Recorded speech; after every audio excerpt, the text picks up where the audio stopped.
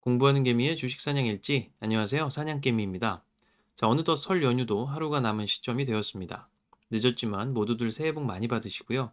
올해도 성투하시길 진심으로 기원하겠습니다.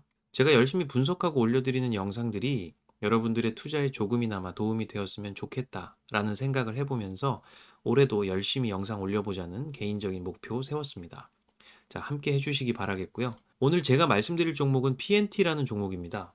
구독자분들께서 또 분석을 요청 주신 종목이어서 한번 쭉 봤는데요. 상당히 매력적인 회사더라고요. 한번 이번 영상을 통해서 이 회사가 어떤 사업을 영위하는지, 또 재무적, 수급적, 기술적으로 평가해 보았을 때는 투자할 만한 건지, 종합적인 의견까지 한번 말씀드려 보겠습니다. 자, PNT라는 회사는 2차 전지 관련 장비를 생산하는 업체입니다. 이 2차 전지 공정 중에서도 난이도가 높다고 하는 전극 공정 파트 장비 경쟁력이 우수한 회사로 알려져 있더라고요. 특히 동박 위에 리튬 이온 전지 활 물질을 코팅하고 그리고 압연하고 자르는 이 장비가 메인인 회사입니다. 이 사업이 현재 매출 구조의 약 70%를 차지하고 있고요. 앞서 말씀드렸던 이 코팅 공정이 생산 공정에서 가장 첫 단계이기 때문에 중요도가 높다고 합니다. 이 마이크론 단위로 판을 아주 얇게 그리고 일정한 두께로 빠르게 코팅을 해야 되는 기술이 필요하기 때문에 그 고도화된 기술을 또 PNT가 보유하고 있어서 경쟁력이 있다고 하네요. 이 2차 전지에 들어가는 재료인 동박, 제가 또 매우 중요한 재료라서 롯데케미칼 영상에서 한번 이 일진 머터리얼스를 롯데케미칼이 인수했던 이유였다 라는 말씀을 드렸었죠. 근데 그 동박 위에 또 리튬 이온 전지 활성 물질을 코팅하는 기술이 필요한 것이죠. 결국 2차 전지 시장이 커질수록 비례해서 같이 커질 수밖에 없는 이 장비 시장임은 분명해 보입니다. 그리고 PNT의 수주 잔고를 보시면 약 1조 4천억 정도가 되는데요. 국내에서는 SK온, 그리고 LG에너지솔루션, 삼성 SDI 등에서 장비 수주가 많은 것을 볼 수 있고요. 중국 쪽으로의 매출도 상당히 높은 것으로 파악이 됩니다. 그래서 다양한 2차 전지 고객사를 확보하고 있는 것도 이 PNT라는 회사의 매력적인 포인트가 아닌가라는 생각을 해봤고요. 그리고 제가 한 가지 또 눈여겨본 점은 바로 이 수주잔고와 더불어서 이 선수금이 가파르게 증가하고 있는 모습이었습니다. 아래에서는 연두색으로 표시된 부분인데요. 이 선수금의 추이가 최근 분기로 갈수록 더 가파르게 증가하고 있는 모습이 보이죠. 선수금이라는 게 쉽게 말씀드리면 미리 돈 받는 거잖아요. 반대로 생각을 해보면 미리 돈을 주는 고객사 입장에서는 원래 돈을 최대한 늦게 주는 게 유리하죠. 그리고 그동안 그 미지급금으로 다른 투자를 한다던가 할 수가 있잖아요. 근데 그 금액을 미리 다 준다는 건 그만큼 PNT의 회사 신뢰도가 높다는 것이고 또 영업력이 좋다는 것이고요. 무엇보다 현금이 잘 들어온다는 것이죠. 이 수주만 따놓고 돈이 안 돌면 회사 꼴이 좀 힘들어집니다. 예를 들어 조선업이나 건설업들 보면 아마 쉽게 어떤 말씀인지 이해가 되실 거예요. 자, 이 밑에 나와 있는 이 그림이 좀 작아서 재무제표를 크게 보면서 재무 분석 자연스럽게 들어가 보도록 하죠. 연간으로 본 매출 그리고 영업이익, 당기 순이익이 2015년도부터 꾸준하게 증가하는 모습 보여주고요. 약 7년 이상 2023년도에도 매출 또 상승할 것이라는 컨센서스 나와 있습니다. 분기적으로 보아도요. 매출액, 영업이익, 당기 순이익의 규모가 절대적으로 커지고 있는 느낌 지울 수가 없어요. 그리고 앞서 말씀드렸던 대로 최근 분기로 갈수록 이 선수금이 증가하는 모습 볼 수 있습니다. 이게 증가할수록 매출액에는 도움이 된다라고 판단을 해봐야 될 것 같아요. 그래서 개인적으로는 긍정적이라고 생각을 합니다. 이 매출이라는 것은 거짓말을 못하죠. 고객이 찾아준다는 소리니까요. 그래서 이 PNT의 매출, 경쟁력 있는 회사다라는 판단을 하게 됩니다. 자, 반면 영업활동 현금 흐름을 한번 살펴보면 약간은 들쑥날쑥한 모습이긴 합니다. 이 영업활동 현금 흐름이 21년 4분기 이후로는 좀 괜찮은 모습이긴 합니다만, 그 전에 보면 뭐 플러스였다가 마이너스였다가 하면서 좀 왔다 갔다 하는 모습이에요. 그래서 영업활동 현금 흐름 계정을 자세히 좀 살펴보면 2020년 2분기 이후로는 지금 단 한 분기도 빼놓지 않고 당기 순이익은 플러스를 보여주죠. 그럼 어디서 이 영업활동 현금 흐름을 좀 깎아먹은지를 보니까 재고 자산의 증가 항목이 좀 커 보여요. 근데 이건 뭐 아까 말씀드렸다시피 선수금이 잘 들어오고 있고 또 매출 규모가 커지면서 재고 자산이 늘어나는 건 필연적인 수순이라고 봅니다. 반대로 매출이 감소하면서 재고 자산이 늘어나는 건 문제가 될 수 있겠죠. 그래서 이런 경우는 충분히 해소될 수 있는 재고 자산이다라는 생각이 들어서 뭐 큰 문제는 아니라고 생각을 했습니다. 자, 그리고 대체로 투자 활동은 굉장히 활발하게 진행이 되고 있는 모습으로 보이는데 2022년 1분기죠. 네, 요때입니다.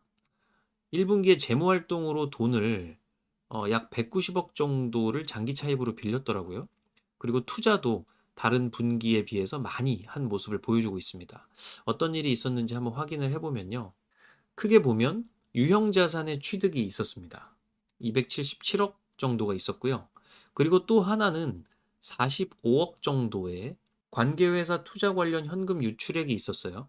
그래서 제가 유형 자산 취득은 이 계속 생산 캐파를 늘릴 때 필요한 부분이라서 쭉 지속적인 투자가 있어 왔던 것으로 보이고 딱히 이번 분기에 뭐 어떤 특별한 투자가 있었는지 찾아보려고 하니까 이에 대한 뉴스 기사도 없더라고요. 근데 이 45억이라는 돈, 관계회사에 투자됐다라는 돈은 좀 찾아보니까 2022년 2월에 명성 TNS라는 2차전지 분리막 장비업체의 주식을 45억 원어치 취득한 것으로 나타났습니다. 이 분리막이 대체 뭔가 저도 좀 궁금해서 찾아보니까요. 네, 배터리의 안전 지킴이 분리막이라고 나와 있습니다. 이 리튬 이온 배터리 같은 경우는 양극재와 음극재 사이를 이동해서 화학적 반응으로 전기를 생산하는데 그때 이 양극재와 음극재가 닿지 않도록 해주면서 또한 이 리튬 이온이 지나다닐 수 있는 통로 역할을 해야 하는 또 중요한 이 재료더라고요, 분리막이. 그래서 양극과 음극이 바로 만나게 되면 열 에너지가 발생을 하게 되는데 그래서 또 화재 위험이 있다고 해요. 그래서 열 안정성이 매우 중요하고요. 또 배터리 내부에 다른 이온들과 반응하면 안 돼서 전기 절연성도 갖춰야 되는 등의 이런 기술이 필요한 부분이라고 합니다. 자, 이러한 분리막을 또 잘 만드는 회사가 이 명성 TNS라고 하는 회사래요. 그래서 45억을 주고 주식을 인수해서 지금 30% 이상 지분을 가진 최대 주주가 됐다라는 겁니다. 근데 한동안 이 명성 TNS가 경영진의 무리한 사업 확장으로 인해서 네, 현재는 거래가 중지된 상태이라고 해요. 근데 이 회사를 인수해서 정상화 시키고요. 결국 2차 전지 시장에서 본인들이 잘하는 이 코팅 쪽뿐만 아니라 분리막 시장까지도 도전을 해보겠다. 뭐 이런 취지겠죠. 근데 이 부분은 제가 조금 걱정스럽다는 생각이 들었는데 이 PNT의 현재 재무 비율을 좀 보자면요. 우선 당좌 비율이 별로 높지 않습니다. 지금 보시면 당좌 비율이 29.1% 정도로 올해 나와 있는데요. 유동부채 대비해서 현금성 자산이 얼마나 되느냐를 뜻하는 비율인데 이게 100%는 넘어줘야 좀 좋다고 보거든요. 한참 못 미치고 있습니다. 그리고 부채 비율도 보시면 지금 332%로 나와 있는데요. 상당히 좀 높은 편이라고 할 수 있겠어요. 2019년도에는 보시면 거의 600%에 육박합니다. 그래서 이 이후로 좀 떨어지는 형국이었는데 최근 들어서 투자를 공격적으로 하면서 차입금을 많이 늘린 것, 아까 현금 흐름표에서도 살펴보았었죠. 자, 이 부분은 결국에는 경영진의 판단이었을 것이고, 이 명성 TNS를 인수함으로써 더 큰 비전을 본 것이겠죠. 근데 이제 투자자 입장에서는 조금 불안한 요소이긴 합니다. 현재 PNT 공시를 보시면 타법인 출자 현황에서 명성 TNS가 편입이 되어 있습니다. 보시면 총 자산이 500억 정도가 되는데요. 당기 순손실은 70억 정도가 넘습니다. 회사 규모에 비하면 좀 큰 손실이 아닐까 싶은데요. 현재 이런 회사를 인수해서 정상화를 시켜야 하고 본인들이 잘하는 코팅 쪽 사업과 함께 키워나가려면 재무적인 부담이 있겠다. 네, 리스크가 있어 보인다라는 생각이 듭니다. 자, 재무 분석은 이 정도로 맞춰보겠고요. 이번에는 수급적 그리고 기술적으로 한번 들여다볼게요. 2020년 3월 이후로 정말 주가가 많이 올랐습니다. 그때 당시에 10,000원 언저리였던 주가가 네, 최고점을 찍었을 때는 6만 원이 넘었으니까요. 거의 6배 오르는 종목이었네요. 이런 종목 찾기 힘든데 저 사이클을 잘 견디고 정말 장투하신 분들은 엄청난 수익을 거두시지 않았을까 싶습니다. 자, 다만 최근 2022년 6월을 최고점, 이때 6만 원대 넘은 때죠. 최고점을 찍은 이후로는 고점은 서서히 낮아져 가는 모습입니다. 네, 근데 저점은 다행히 좀 버텨주고 있는 모습으로 보여요. 그래도 주가가 떨어지는 흐름 속에서도 어쨌든 이 외인들 수급을 좀 살펴보니까 잠시 좀 떨어지는 듯 하더니 다시 사 모으기 시작해서 2022년 10월 정도부터는 다시 매집을 서서히 시작해가는 모습으로 보입니다.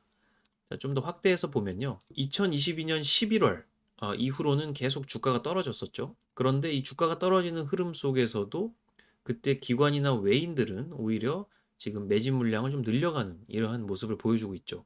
그래서 수급적으로는 저점을 다질 수 있는 또 좋은 흐름이 있다라고 판단을 해봅니다. 실제로 최근 들어서 5영업일 연속 외국인의 순매수가 이어지고 있고요. 또 한 주, 한 달, 1분기, 그리고 1년간의 순매수에서 계속 지속적으로 매수를 하는 모습 볼 수 있습니다.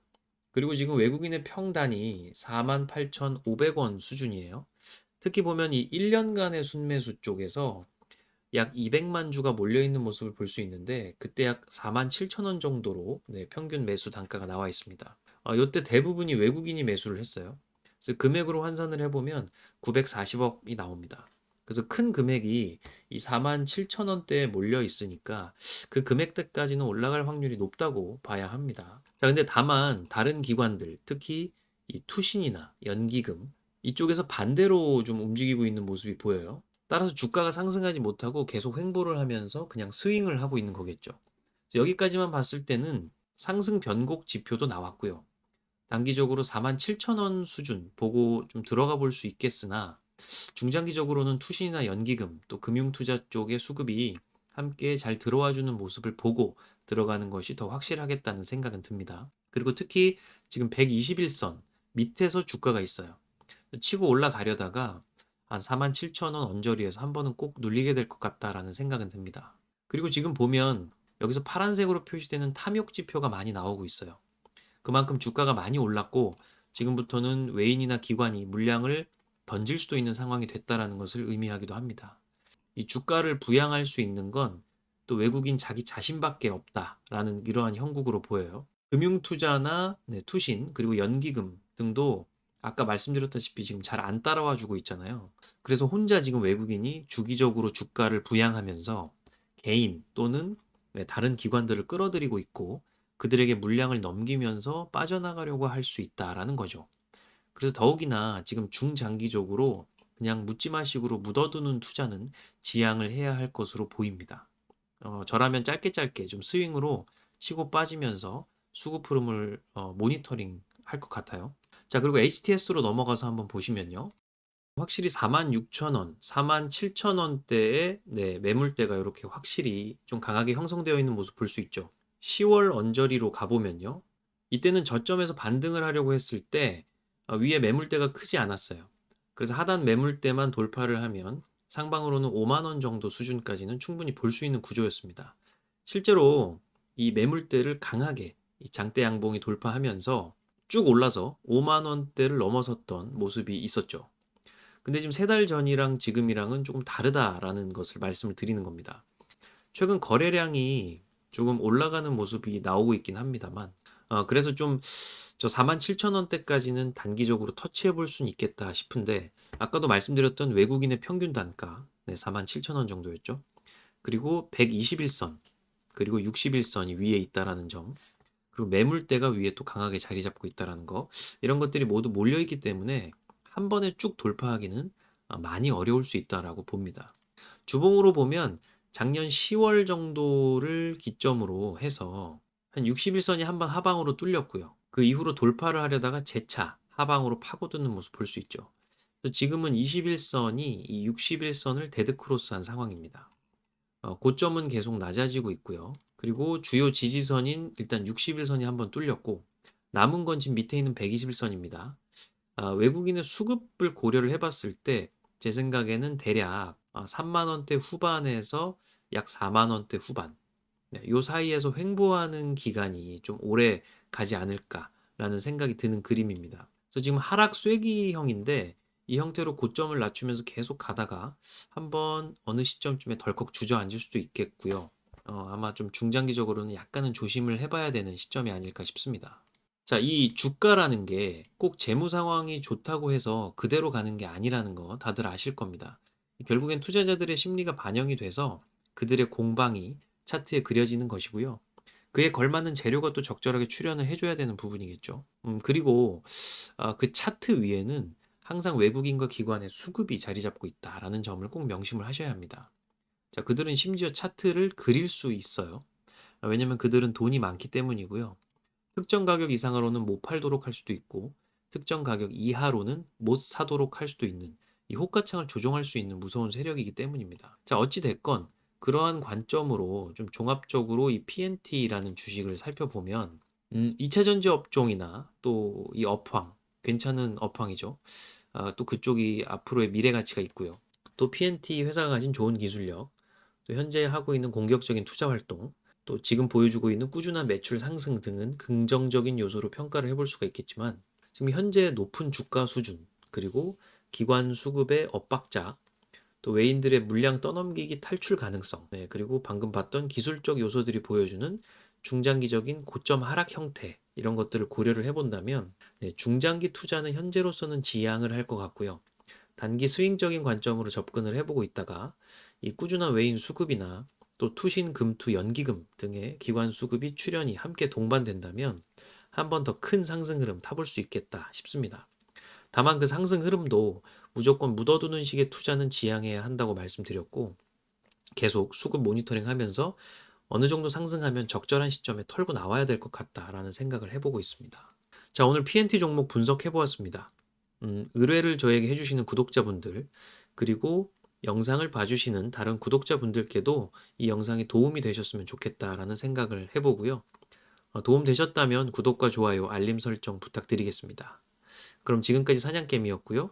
감사하고 새해 복 많이 받으십시오.